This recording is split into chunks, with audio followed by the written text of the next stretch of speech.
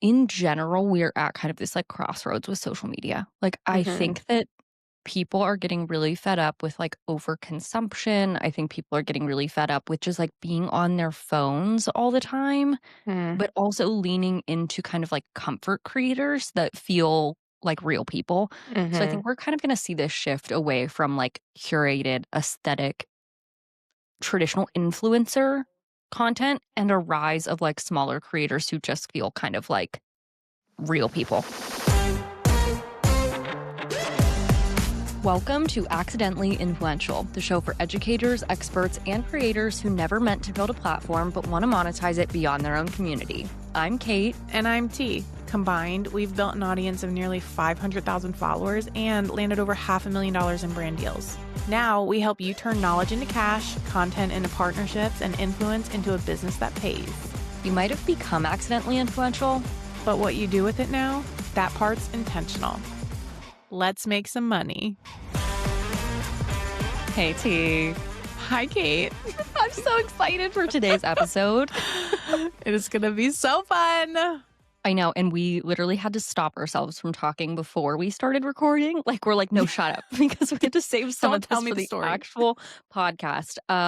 Today's going to be a really fun episode. We are kind of switching things up a little bit. We asked you guys what you want to know, and transparently, we also have a bunch of questions that we wish somebody would have answered when we started our social media pages. And so we decided today is going to be a very casual Q&A episode where we're both going to be in the hot seat. I love it. We want you guys to feel like you're like literally in the studio with us, like just chit chatting. It's going to be real talk. We're not holding anything back. Honestly, like half the questions I haven't even prepared an answer for yet. So you guys are getting like full steam. Who knows what's going to come out kind of conversation today. Impromptu. And I think Yeah, it's gonna be fun. I impromptu. think it's gonna be fun for us. I think it's gonna be fun for the listeners. So Yeah. Yeah. let's dive into it. Yep. So here's how it's going to go. We have just a few different categories of questions. So we have money, social media, different strategies, then boundaries, mindset, everything. So first question, Kate, you're in the hot seat. Great. So tell me what the biggest red flag that you've ever seen in a brand contract. Gosh. T, I've seen a lot of brand I deal was going to contracts, say, just okay? pick one.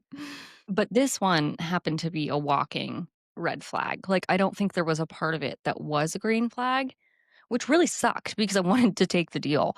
Mm-hmm. Um, it essentially was like a creative brief that was so long, I had no idea how I was actually going to create a video that met all of the very strict Gosh. stipulations Yeah.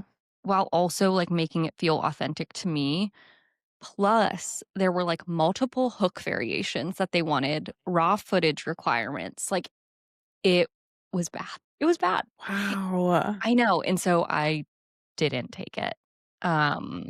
Sadly, but It's funny because I know the story, I know the brand, yeah. and they have very clearly worked with other creators in the past. So this is like something that edu creators have accepted as like, okay, yeah, I'm going to go forward with this I've contract. Like, actually seen, like, recently, the yeah, videos from that campaign going live, and I'm like, "How?" In my head, I'm like, "Obviously, you got people to agree to this. yeah. Am I the problem?" Like, I don't think I'm the problem. No. I think the contract was the problem, but I don't know how there Yeah, are creators, like, agreeing to it, and probably because there's just a lack of transparency and people don't know what red flags actually totally. look like. So, Yeah. And with a we'll brand leave like that that, one there. What yeah. about you, T? What's your biggest red flag you've ever seen in a contract? Yeah, I would say this happened in like the nitty-gritty details of actually reading the contract with transparency early in my brand partnership ventures. I did not like thoroughly read the contract. I was like, I believe that these brands have my best interests at heart. And like there's a lot of legal jargon in here and words that I don't necessarily understand. Um, I obviously do not do that anymore. And that's going to be a large thing that we teach everybody that's willing to listen to read the contract or get somebody to read it for you. But within this contract, they basically like said that they could take my piece of content and chop it up like move stuff around and create multiple variations of the piece of content and post it on whatever, social media channels, websites, whatever it may be. So, and it wasn't outright, like, they didn't say that outright. It Right. took understanding how they position that language, and obviously, no, like, you're paying me for a video, Right. not unlimited amounts of video with a single piece of content. Um, so it was pretty sneaky. Big red flag.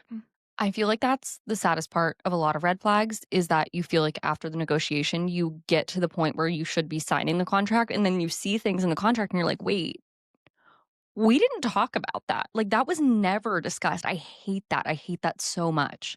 Same. It can be like a slimy feeling, and Correct. then, it's just like, why not be upfront about it? But honestly, in like a brand's um defense, I don't always think that the people I'm negotiating with have any idea what's in the details of a legal contract. So, I completely agree.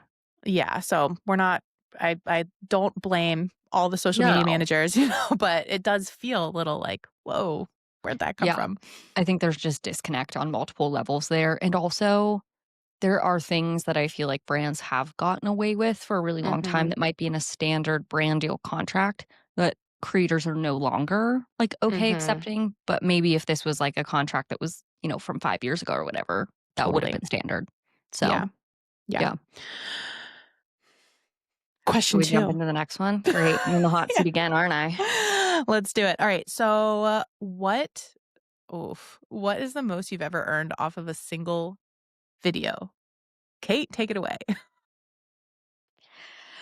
This feels, like, Ex not real. Like, I know it's real. Like, I actually, before the podcast went through and read the receipts out to T, like, I was like, "Is this real?" Yeah. Um, $18,000 is the That most I've ever is made from a guys, single video. single video. Like, I have to say that again, single video. So, can you, like, break that down loosely? Like, what did Yeah. that even look like? Yeah, so I think, first of all, this was a brand that I was a long-term partner of. Like, I had been working with this brand. This was not, like, my first deal with them. Mhm. It was not, like, a one-off partnership. Um, and so I had a great relationship with their manager. My previous videos were performing very well, and essentially, we set up an initial video with ad rights in it, and I would say Mhm. a lot of where that money came from was ad rights. I did not expect to make anything else beyond the initial amount that that video was for, but then the brand came back to me after the initial ad rate period expired, and they renewed, which meant we renewed at a new ad rate based off of previous performance. Mhm. Then, after that ad rate period was up, they came back again and asked to renew again, and so most of the money off of that video came from ad rights. That is just, like, wild. So how much money do you think you would have missed out on if, A, you didn't charge for ad rights, or B, you made, like, a blanket, like, 12 months of ad rights for, Yeah. how much money do you think on you would have I missed would out say on? at least half of that, like, at Yeah. least half of that, if not more, of Yeah. that brand deal was ad rights. Yeah. I So, hope that blows as many minds that are listening as, like, it should, because blows my it mind. just so many people miss out on ad rates, like, and No, I it's know. just you can't miss out on ad rates. And it's scary to, like, I will say transparently, it's scary to put that number out there because somehow I feel like we are in this mindset of, like, talking about money, especially as Mhm. creators, is icky, like, "Oh, we shouldn't be discussing these things," but I think it's important to say, like, once again, the whole point of this podcast was, like, how did we accidentally become influencers? You guys have to Mhm. recognize that, like, a few years ago, I was working as a teacher. $18,000 was 2/3 of my pay for the year, you know what I mean? Yeah. Like, this is absurd to me, but this is the Mhm. state of the creator economy, and I don't feel like gatekeeping that. No, absolutely not, and I think, like, the way you set this up, like, you just didn't go and pitch a $17,000 No. video. Like, No. there's strategy to creating long-term partnerships, and it Right? starts from the very beginning, not undervaluing yourself, positioning yourself as a strategic partner that has the brand's ROI in mind. All of these things that we've been talking about throughout Right? these episodes, like, led you to the place that you earned 17K on a single freaking video. 18K. 18K, girl. I'm, like, robbing No, you of no, $1,000. but I think the craziest thing too is, like, the first video I ever did for that brand, I maybe made, like, a little over $1,000. like, Yeah. which is still a significant amount of money, but, Mhm. like, it can start with, like, one video Yeah. that is not like, I never went into this partnership thinking that there was Yeah. that much money to be made from content, so Yeah. It's crazy. And just a side note before we move on to the next question, this brand literally advertises to me using Kate's video, and I, like, have seen it everywhere, like, on Instagram, on Facebook, like, yeah. millions, millions of views, like, just so good. Right. And that's But like a huge R like, I understand, and I like being partnered with, you know what I mean? Like, if a brand is going to be running ads in, mhm. that volume, it's really important that you feel aligned with them and their mission. So, Yeah, yeah. absolutely. So good. T, do you wanna answer that question? How Yeah. much have you made off of one So video? my, like, biggest video was $10,500, which still, like, you know, following an $18,000 video, but still, like, Listen. 5 figures for a video, I'm just I don't even care, like, that is just incredible to me. Oh, Um, 1000%. yeah, and so a large part of that was obviously ad rights, like, there's base pay plus ad rights, but also, like, I charged for, posting this on multiple platforms, Mm, and I think I talked a little bit about this story in the past, like, at the time, I had a very large TikTok and a rather small yet engaged Instagram, and, like, mhm, still the brand was willing to pay to repurpose this piece of content onto this very small yet engaged Instagram, and I was like, right? I think that's something that a lot of people do for free, um, but I would have lost out on at least 4 figures by not having that included in the package, so Yeah, and I think that's why it's so important also, like, as a beginning creator, just start building out multiple platforms. yeah. Like, even if that just means reposting your TikTok content onto Instagram because Mhm. brands are willing to pay for, like, a multi-platform approach. And that's something I neglected Instagram for way too long as a Yeah. beginner creator because I Same. I I don't know why I felt like it was cringy to post Yeah. on Instagram. I felt like people from real life could find me on Instagram, They do. They still do. I whereas, feel like like, that. I felt like TikTok is in my own little bubble, and even Yeah. now, like, when I have people from, like, college follow me on Instagram, I'm like, "Oh, no, like, you guys know Kate Robb, you don't know Kate Robb LLC. She is, like, in her own 2 little different world over people. here." Yeah. Um, but, yeah, get over that, like, respectfully, just, like, you have to get over that and start posting on multiple platforms. Yeah. I mean, if we've learned anything from the "Is TikTok gonna go away?" drama, Yeah, that too. holy cow. That too. Um, all We could right. talk about that forever, but, We could talk about it. Every single one of these questions, I feel like we can talk about forever, but we have you so know, many good ones that we gotta we go. should dive So, into the next one. all right, what is your biggest "I made it" moment so far? Okay. I think for me, my biggest I made it moment so far is the relationship that I've developed with, like, Etsy's community team. Yeah. As someone who, like, I feel like was just posting videos about Etsy on social media, like, not expecting that the Etsy would ever see these videos. I don't know, like, I Mr. mean, obviously, Etsy. yes, I'm sure that they have people Yeah. who, like, are monitoring what people are saying about them on social media, but essentially, like, they had a big announcement coming up. This was probably last fall, so, like, fall of 2024, and I got an email from, like, an internal member at Etsy's community team who was like, Mhm. "Hey, just wanted you to feel supported, like, here's some extra resources if you wanna talk to your community about this," and I was like, "Me? Like, how'd you Kate? guys find me?" But then, like, a month after that, I got actually invited to go to Etsy headquarters, like, meet the team in Mhm. person. I took part in a panel that was in front of Etsy's senior leadership, like, giving my That's perspective as so a cool. seller, and it was very cool. So I feel like that's been for me one of the biggest, like, "Oh my gosh, this is working. This is a business. This is working." Really, really cool. That is What about so you, cool. T?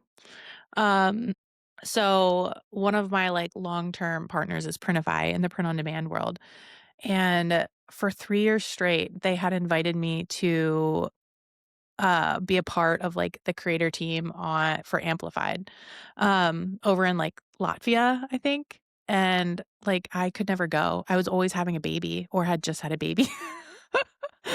And, it never worked out, but still, like, being in the conversation parts and then actually watching Amplified and, like, some of the the educators that were a part of that are just Like, they're people I look up to and I learned from, and then, like, to think that I was invited to be a part of that, huge bummer that I never got to go, but, it was still, like, one of those moments, like, it just it doesn't make sense in your brain.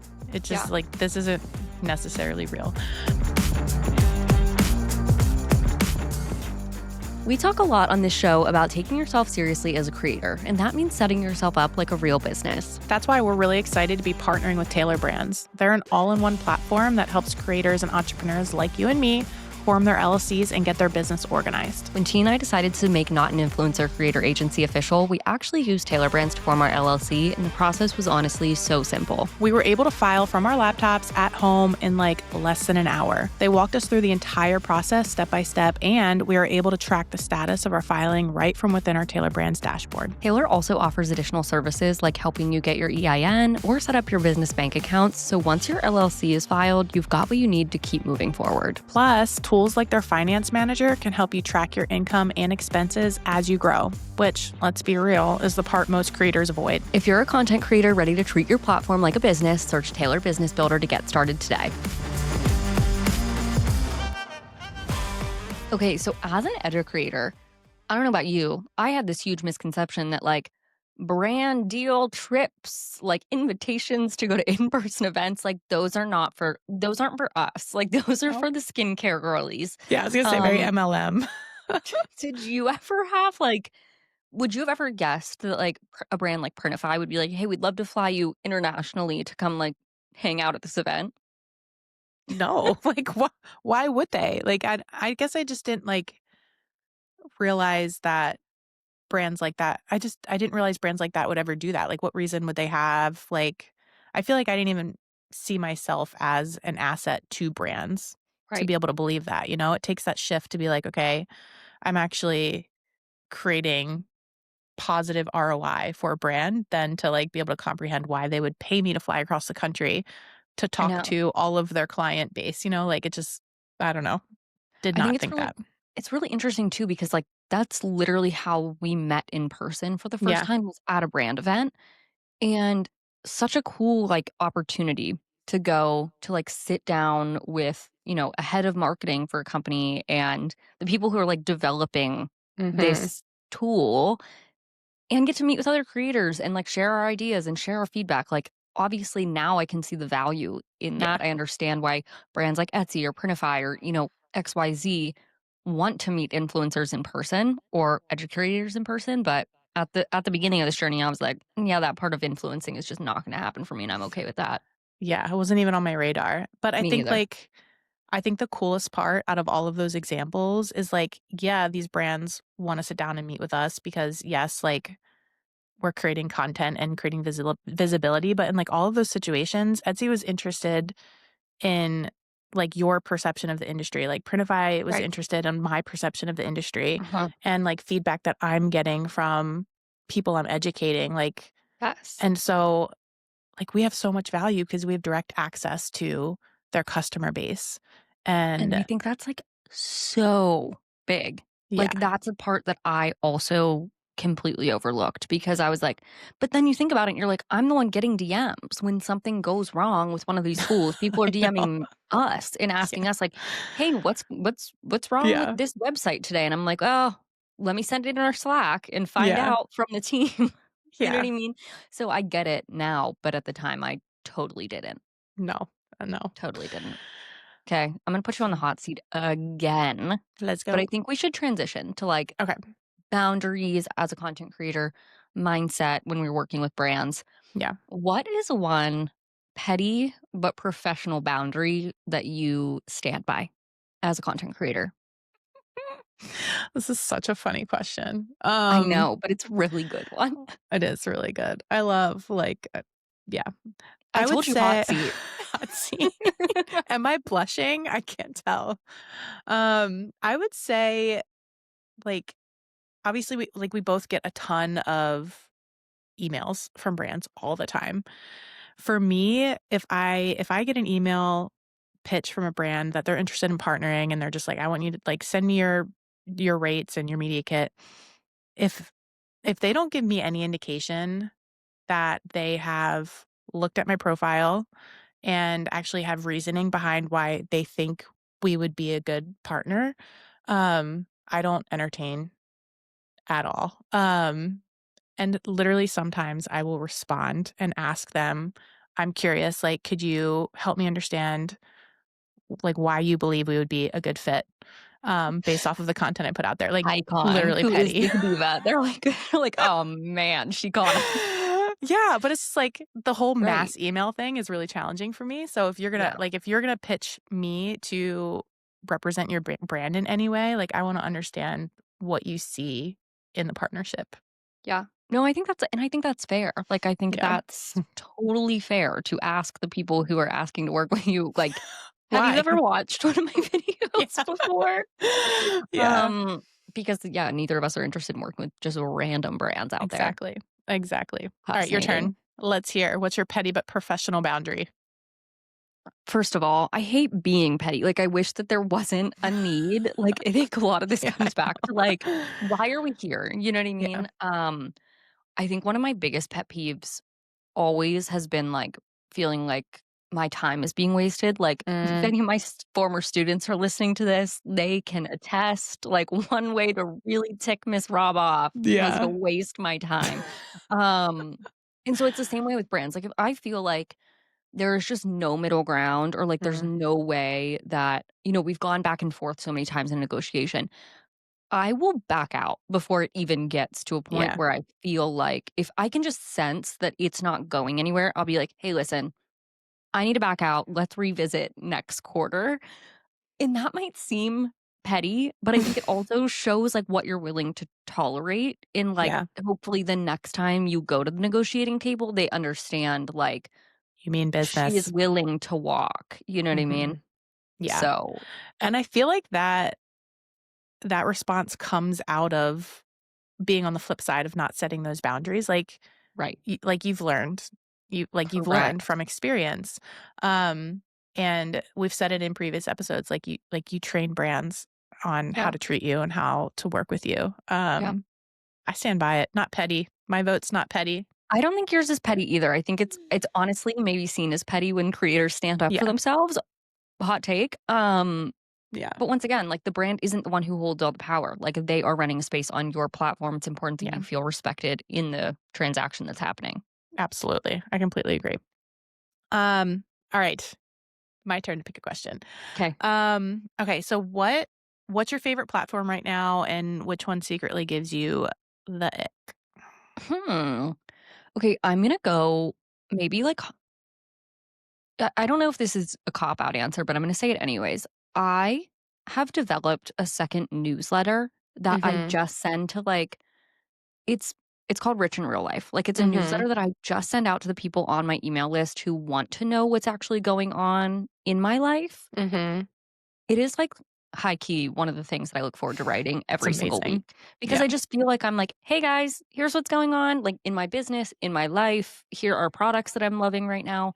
And I feel like it's a place where I'm really connecting with, like, the audience who is most mhm. interested in me as a holistic person. So I would say newsletter is my Love favorite that, platform right now. I don't know if love that's an that. official platform, but Yes, something I non-traditional. accept that. No, I think Okay. that's yeah, I think that's good. What about What you, gi T? Wait, what gives you the ick? Answer number 2. Oh, dang, I was hoping to avoid that one. Okay, I don't this maybe sounds no, I'm not gonna preface this by saying it maybe sounds, I'm just gonna say it. I think that in general right now, I have been feeling a little bit, like, creatively burnt out on short form social media, Mhm. and I think some of that comes from comment sections Yeah, where, like, a lot of times it doesn't bother me, but then sometimes I'm like, "Oh, I don't really wanna open that app and see, like, people's opinions projected on me in yeah, mass." And so right now, short form content is kind of giving me the ick, but I'm trying to, like, hold space for that and yeah. do what I still wanna show up for my community, Mhm. but I'm not forcing myself to create content that doesn't feel authentic in the same way. Totally. I mean, like, if it if it doesn't feel authentic, you don't show up authentically. Like, Like, what's the point? Right. yeah, like your energy is not going to be what people are expecting. Like, not, I don't mean expecting of you Yeah. as if they set a standard, but like have come to Right. know about you. Right. And therefore it's not going to have the impact that it will. So I think that makes complete sense. And I think it goes in waves. Like, it's one of those things where, like, next week you'd ask me and I'd be like, "I love Yeah. TikTok. I love Yeah. Instagram. Like, they are my best friends." But right now, transparently, and I feel like it's just because, like, life is lifing in the Yeah. background, and I'm like, sometimes I don't wanna log on to social media, and that's okay. That's part of being a creator. I think everybody goes through that. Yeah. So, I completely agree. now I'm gonna flip it on you. Me, I am just like a TikTok girly through and through. I will never put thought or overthink a TikTok video ever. Yeah. Like, I literally just open up the app and I say what's on my mind. I teach what I feel like teaching, and it's always enough. Like, Yep. I just absolutely love that.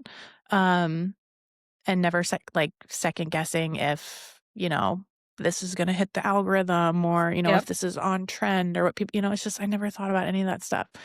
Um and so, I mean, I completely agree with you. I go through waves of like having energy for that form of content, but I think because I've always felt comfortable just literally saying whatever the heck I feel like saying at the time, it usually feels good to show up there. Yeah. So I just love it. I Um, know. TikTok's just such, like, an authentic platform. Like, you can show up mhm, literally, like, "Just got out of the gym, messy bun in my car," mhm. and I'm gonna, make a yeah, video, and, like, it'll take off the same way that, yeah. like, a video you perfectly polished sitting actually, probably better. Mhm, So, I totally feel you on that. What about your yeah. icky platform?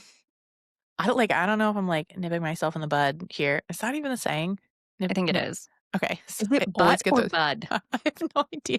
Honestly, I that doesn't never make use sense in it the bud. in writing because I Yeah. never know which one it is. So if anybody listening knows, hit us up. Type it in the comments. I have literally no idea. But you get the gist. Um, Instagram. Instagram is Yeah. like just real challenge for me. Because the exact opposite of how I feel about TikTok. I feel like inherently Instagram you create these rules that don't exist. Like they don't actually exist, but we all kind of live by them.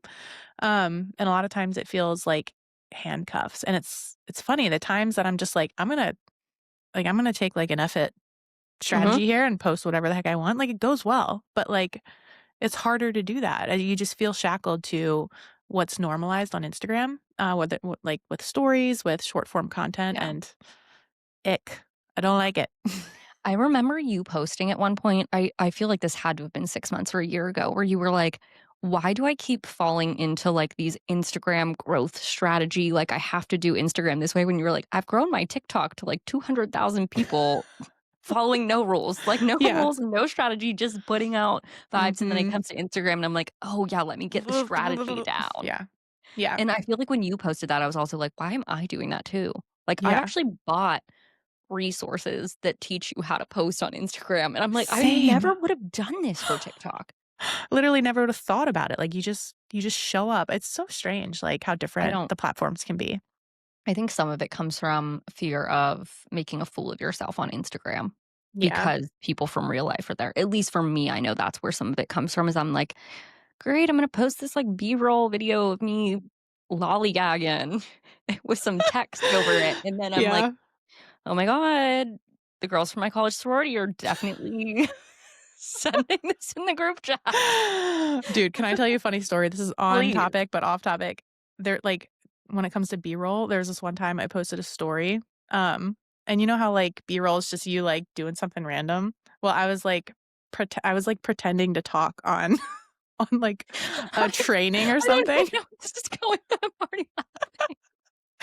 And I was like creating B-roll. So in like I was just like jabbering. I was like blah, blah, blah, blah, blah, and just saying like random stuff because it was B-roll. And then I posted it on my story and I was supposed to put music over it, but I didn't. And it was just like me saying random stuff.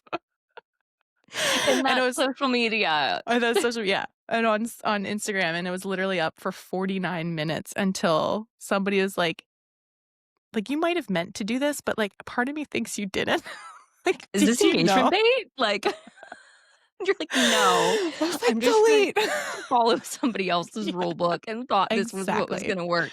No, and I think that's like I'm literally dying because that's my biggest fear. Like, also, do you ever fear that you've posted something on your personal Instagram page and not on your Yes. business I've Instagram? literally done that on my personal stories, and I'm like, "Oh my gosh." I Like would leave social yeah, media. Like, I think that's one of the things that, burnout. like, haunts me in Yeah. my like, I'm like, "Did I post that on the wrong account?" And then I, like, go 2 back in the and I'm like, morning. can you imagine just, Yeah. like, posting to my personal Instagram being like, "Good morning, guys. Here's what's on my to-do list for today." I And with, made like, 2 all Etsy these sales. right, and all these people are like, I didn't even know you had an Etsy shop. Like, what are you doing?" It's a fun fact, Kate. Yeah, I keep Oh, those 2 geez. lives Yeah. separate, or at Yeah. least try to, even though it's hard, but I don't know how some people, like, transform their personal pages into their business accounts. I'm like, "God Mhm. bless." No, I that's do not I'm not a brave enough woman for that. I'm not. Oh my gosh, it's so good. Ick. Alright, should we tell them more about our working business relationship and maybe give them a Yeah, little behind the scenes of things that they probably wouldn't expect from either of us? yeah, I love it. All right. What do you think is the biggest difference between how we handle our businesses? What I diff know, like and where do you start? Yeah, I know.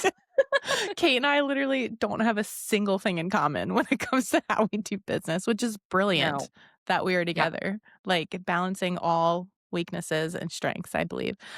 right. Um, the first thing that I think about is, like, how, like, you have the legal side down. Your business is so buttoned up and so legally positioned to A, protect you and B, like, scale over time.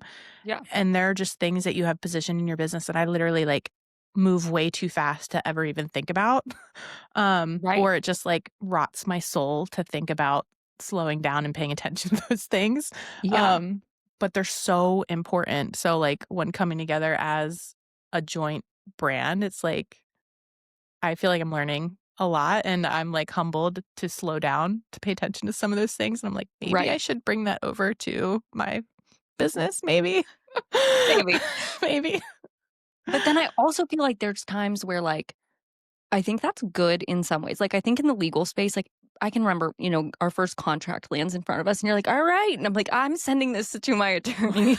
Like, Yeah, like, let me just read over it really not so quick. fast, Yeah. ma'am.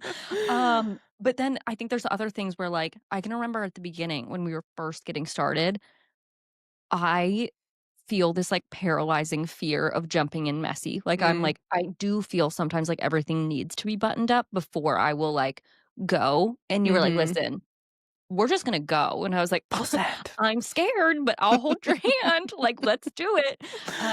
And so I think we balance each other out well in that aspect, but it is Totally. polar opposites. Yeah, it's amazing, and I like, honestly, I feel like that's why it's working, and that's why it's going to work so well Yeah. over time. Yeah, and I think that we always find a way to, like, meet in the middle on the Mhm. important stuff, and, like, there's so many times where you've had an idea, and then I'm like, "Oh, that's good, like, let's add this in," and then you're like, "Oh, Mhm. wait, let's" and then we meet, Yeah.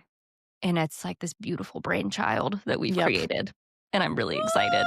Yeah, I get to be so excited. I love it. I love it. Uh, I'm gonna ask you another one. Okay. Um, what do you think has been the biggest, like, "Holy shit, we're actually launching a joint business" moment for you? So, I would say okay, so we started this whole thing, and, at one point, Kate was just like, "Hey, I think we should reach out to this one brand and, like, just see if they would sponsor us in any capacity," and I was like, "Yeah, sure." Really didn't think, like, twice about it. I'm like, Kate's amazing at, like, thinking through those things and really, like, full sending. Um, and just that small idea turned into a massive sponsorship, for, like, a brand new brand, or, like, a brand new personal brand, like NAICA.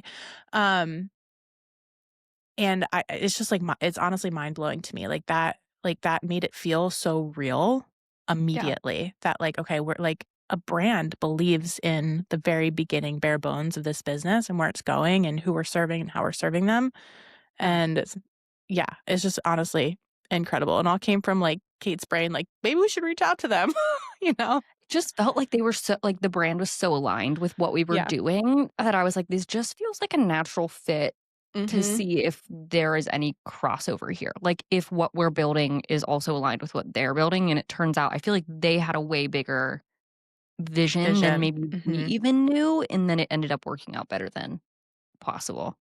I feel Yeah. like for me, it was when we formed our LLC. I was like, "Oh, This happened fast. To like, the we are business. in a contract together. Like, this Yeah. is on paper. Like, we are now, we're Yeah. doing this." Yeah. I don't know. I feel like for some reason, like, when it became filed with the state of Pennsylvania, like, Legal. these 2 ladies are doing something together. I was like, Yeah. yeah, I don't know. It felt really good, but also like, "Oh my." Like, this came Mhm. from a phone call. This came from a phone call with an Yeah. idea, and now Yeah. it's happening. Yeah. Talk about moving fast. Like, what it's been like 3 months, right? Like, Yeah, something like that. Like, this wasn't just even at the beginning of summer, this wasn't even an idea. mm-mm. No. And I think Crazy. one day we'll, like, really debrief how we got Yeah, this all started with a brand partnership, yeah, and now Kate and I are here, and we love to, like, debrief that story. It's honestly an incredible one. I know. Alright, so we're gonna close with, like, future and vision related questions, so I've got one for you. 'Kay. Where do you see the creator industry going in the next 5 years? Okay, I think that in general, we're at kind of this, like, crossroads with social media. Like, I Mhm. think that people are getting really fed up with, like, overconsumption. I think people are getting really fed up with just, like, being on their phones all the time, Mm. but also leaning into kind of, like, comfort creators that feel like real people. So I Mhm. think we're kind of gonna see this shift away from, like, curated aesthetic traditional influencer content and a rise of, like, smaller creators who just feel kind of like real people Yeah, I because they are agree. real people, and they're willing to show, like, the uncurated parts of life, and I think we're all kinda craving that right now. I think so too, and I mean, that just goes back to why I Yeah, think that Instagram gives me the ick is because it's yeah, so full of following rules and curation and looking a certain way and, like, you gotta make a signature series, you got yeah, gotta run carousels, all of these things, and why TikTok feels like home is uh-huh, because TikTok has moved in that it's always been in that direction of comfort creators that can just meet you where you're at and you're relatable. You are me as like I could see myself in you. right. I feel like you're spot on with where the You know industry's what else going. I think is also gonna, like, become uber popular is, like, creators who are showing niche hobbies, Mm, yeah. like needlepoint, like embroidery. Like, I wanna watch people Mhm. who are doing, like, these cool niche things because I feel like we're all looking for kind of that, like, escape off of social media. Yeah, So to see people who have hobbies and are, like, doing cool things that maybe aren't even monetized, but I think it's gonna present a new opportunity for those types of creators to also start accepting brand deals. totally. Because there's like uh, brand deals that are more expensive than the average brand deal because they're so Correct. niche down. Correct.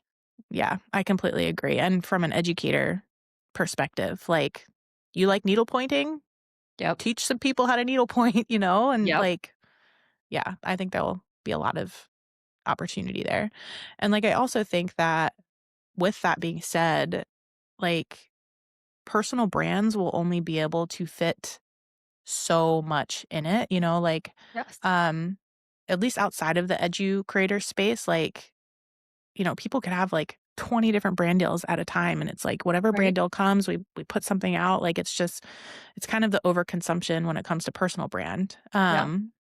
and so I think that, like, in the future I think right now, putting guardrails around who has access to your brand and, having limited real estate in how much of your personal brand you run out is going to be really big. Yeah. No, I think you're spot on. We'll see in 5 years when we're still doing this. Episode 185 of Accidentally Influential. Come back, we'll play this clip and, Yeah. let you know if we were spot on, but Yeah. Okay, I think for our last question, this is a fun one. Mhm. If you could collab, like if we right now as NAICA could collab Mhm. with one brand, dream brand, who Yeah. would it be and why? It's I a feel really like I good just added a question. teacher there. I like had to Yeah. be like And that was why? teacher Kate being like, and add your Yeah. justification. She still comes out time to time. It's a little intimidating. Well, I guess speaking of teaching, I feel like I should, like, write a love letter to this brand right now, like, "You wanna come work with us?" Um, I would love to work with Kajabi. Yeah. As, like, a consumer, I love the platform. It's who we're partnering with, for our new creator club that we'll be launching soon. Keep your eye out. But also it's just an incredible tool for educators in general. Yeah. It has, it has so much involved in the actual tool itself. And I do know that they value creators. Like I know Right. several people that work with Kajabi, and I think they, from an outside perspective, have really great relationships in the creator space. So I think that would be the dream for NAICA. That's a Kajabi, good if you're one. listening, love you. We want to work with you. Yeah. I use Kajabi for everything for my business Yeah. too. Like for both my businesses, everything from my newsletter to like Yeah. my courses, my community, my coaching sessions. It's all in there. It's all in one place. It, like, makes sense. Yeah. No, I agree with you. I think that mine would be I'm gonna go smaller brand because I like working Mhm. with, like, smaller brands that I don't know, like, I like being a partner and Yeah. kind of, like, growing with a brand. We've called them out before, Beacons. Yeah. It's down. I think it is one of the most powerful tools for content creators when it comes to their Mhm. media kit. Like, I just feel like that is such an underutilized tool.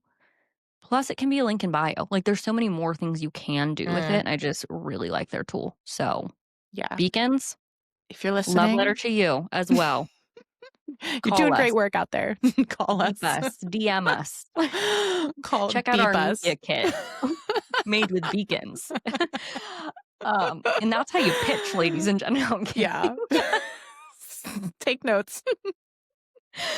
Oh, Oh, well, I feel man. like we should probably wrap up this episode Probably. before we start spilling on things that we will regret later. Um, Getting a but little too loose seriously, here. so much fun. If you guys have questions for future episodes, drop them in the comments. Mhm. DM us. Like we are loving the feedback. We want to answer the questions that you guys have, and maybe we can even add a little like Q&A section to future Yeah. episodes. I feel like that would Yeah. be fun. But thank you guys for listening to the podcast, and we will see you next week. Bye. Bye.